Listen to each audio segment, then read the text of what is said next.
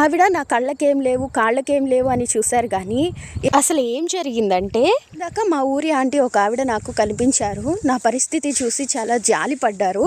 అంటే చెవుల్లో ఏం లేవు, మెడలో ఏం లేదు, చేతుల్లో ఏం లేదు, వేళ్ళకి ఏం లేదు, కాళ్ళకి కూడా పట్టీలు కూడా లేవు అని చాలా జాలి పడ్డారు. అయితే తిరిగి ఆవిడకి చెప్దామనుకున్నా, కానీ మా ఊరి వాళ్ళకి నేను చెప్తే అర్థం కాదు కదా, అందుకని చెప్పలేదు. సో ఆమెకి చెప్పాలనుకున్నది మిగిలిన ఊరి వాళ్ళందరికీ చెప్దామని ఈ వీడియో చేస్తున్నాను. ఆవిడ నా కళ్ళకేం లేవు కాళ్ళకేం లేవు అని చూశారు. కానీ ఎన్ని కష్టాలు వచ్చినా కన్నీరు కరిగిపోకుండా ఉండే కళల్ని మోసే నా కళ్ళని చూడలేదు. అన్ని కష్టాలకి నవ్వుతూ బ్రతకగలిగే నా పెదాలని చిరునవ్వుని చూడలేదు. అంత మంచిగా మాట్లాడగలిగే నా గొంతుని దీన్ని గమనించలేదు. కానీ ఆ గొంతుకు లేని ఆభరణం గురించి ఆవిడ బాధపడ్డారు, జాలిపడ్డారు. అలానే ఇంతింత దూరాలు ఒంటరిగా నడవగలిగే నా కాలి ధైర్యం వాళ్ళకి కనిపించట్లా. కాలి బలం వాళ్ళకి కనిపించట్లేదు. వాళ్ళకి కనిపించిందంటే ఆ కాళ్ళకి ఆభరణాలు లేవు అనే. అలానే చేతులు కూడా నా చేతి కష్టంతో నేను తింటున్నా, కానీ వాళ్ళకి ఆ చేతులకి లేని ఆభరణం గురించి, గాజుల గురించి అడిగారు. కానీ అసలైన ఆభరణం కష్టపడి పనిచేసుకోవడం కదా, అది గమనించలేదు.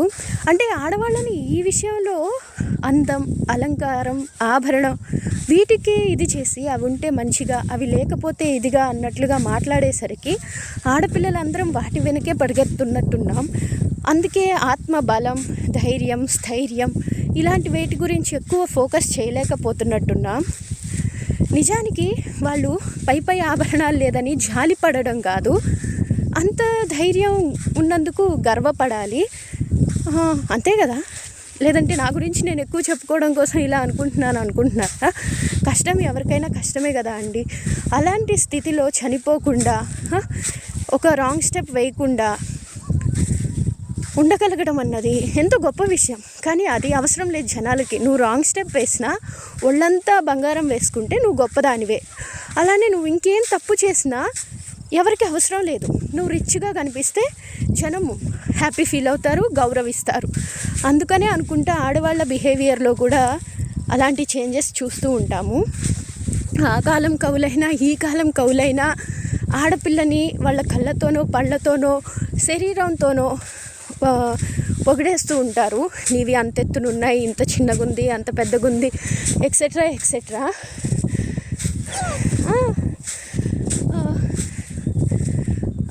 అదే నువ్వు ఇంత ధైర్యం కలిగిన దానివి, నువ్వు ఇంత సామర్థ్యం కలిగిన దానివి, లేదా నువ్వు ఇంత ఇది చేసేదానివి అని ఎవరు ఎక్కువగా పొగడరు.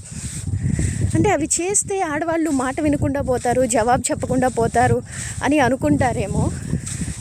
ఏమో మనకైతే తెలీదు.